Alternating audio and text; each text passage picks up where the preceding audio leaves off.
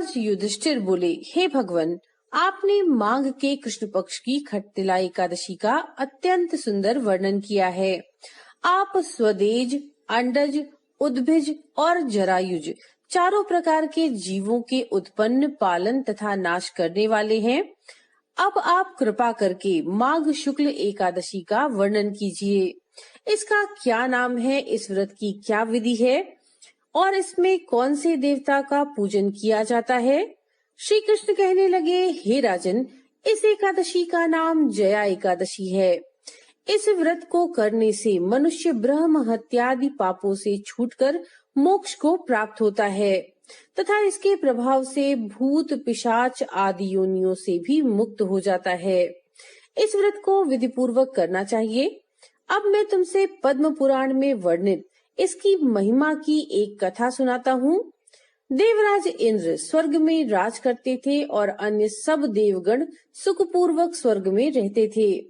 एक समय इंद्र अपनी इच्छा अनुसार नंदन वन में अप्सराओं के साथ विहार कर रहे थे और गंधर्व गान कर रहे थे। उन गंधर्वों में प्रसिद्ध पुष्पदंत तथा उसकी कन्या पुष्पवती और चित्रसेन तथा उसकी पत्नी मालिनी भी उपस्थित थे। साथ ही मालिनी का पुत्र पुष्पवान और उसका पुत्र माल्यवान भी उपस्थित थे। पुष्पवती गंधर्व कन्या माल्यवान को देखकर उस पर मोहित हो गई और माल्यवान पर काम बाण चलाने लगी। उसने अपने रूप, लावण्य और हाव भाव से माल्यवान को वश में कर लिया। हे राजन, वह पुष्पवती अत्यंत सुंदर थी। अब वे इंद्र को प्रसन्न करने के लिए गान करने लगे, परंतु परस्पर मोहित हो जाने के कारण उनका चित्त भ्रमित हो गया। इनके ठीक प्रकार से ना गाने तथा स्वर ताल ठीक ना होने से इंद्र इनके प्रेम को समझ गया और उन्होंने इसमें अपना अपमान समझकर उनको शाप दे डाला। इंद्र ने कहा, हे मूर्खों, तुमने मेरी आज्ञा का उल्लंघन किया है, इसलिए तुम्हारा धिक्कार है।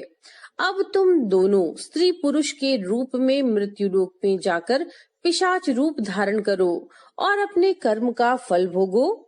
इंद्र के ऐसे शाप सुनकर वे अत्यंत दुखी हुए और हिमालय पर्वत पर दुख पूर्वक अपना जीवन व्यतीत करने लगे।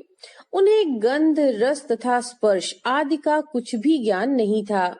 वहाँ उनको महान दुख मिल रहा था। उन्हें एक क्षण के लिए भी निद्रा नहीं आती थी। उस जगह अत्यंत शीत थी, इससे उनके रोंगटे खड़े रहते थे और मारे शीत के दांत बजते थे।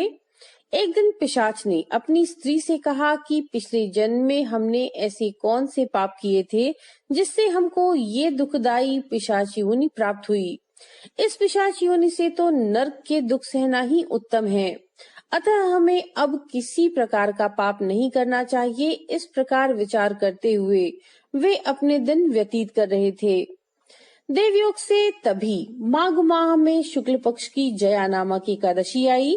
उस दिन उन्होंने कुछ भी भोजन नहीं किया और ना ही कोई पाप कर्म किया, केवल फल फूल खाकर ही दिन व्यतीत किया और सायंकाल के समय महान दुख से पीपल के वृक्ष के नीचे बैठ गए। उस समय सूर्य भगवान अस्त हो रहे थे।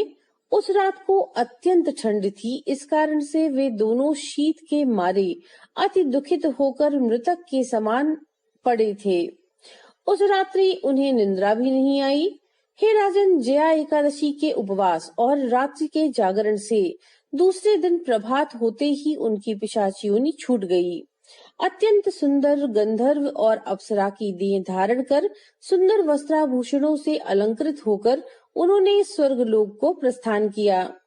उस समय आकाश में देवता उनकी स्तुति करते हुए पुष्प वर्षा करने लगे। स्वर्गलोक में जाकर इन दोनों ने देवराज इंद्र को प्रणाम किया। इंद्र इनको पहले रूप में देखकर अत्यंत आश्चर्यचकित हुए और पूछने लगे कि तुमने अपनी पिशाच योनि से किस प्रकार छुटकारा पाया, सो बतलाओ। माल्यवान बोले, हे देवेंद्र, भगवान विष्णु की कृपा और जया एकादशी के प्रभाव से हमारी पिशाच देह छूट गई। तब इंद्र बोले, हे माल्यवान, भगवान की कृपा और एकादशी का व्रत करने से न केवल तुम्हारी पिशाच योनि छूट गई, वरन हम लोगों के भी वंदनीय हो गए हो, क्योंकि विष्णु जी और शिव जी के भक्त हम लोगों के वंदनीय हैं। अतः आप धन्य हैं। अब आप पुष्पवती के साथ जाकर विहार कीजिए। श्री कृष्ण कहने लगे, हे राजा युधिष्ठिर, इस जया एकादशी के व्रत से बुरी योनि छूट जाती है। जिस मनुष्य ने इस एकादशी का व्रत किया, उसने मानो सब यज्ञ जप दान आदि कर लिया। जो मनुष्य जया एकादशी का व्रत करते हैं, वे अवश्य ही 1000 वर्ष तक स्वर्ग में वास करते हैं। तो ये थी जया एकादशी की व्रत कथा। नमो नारायण।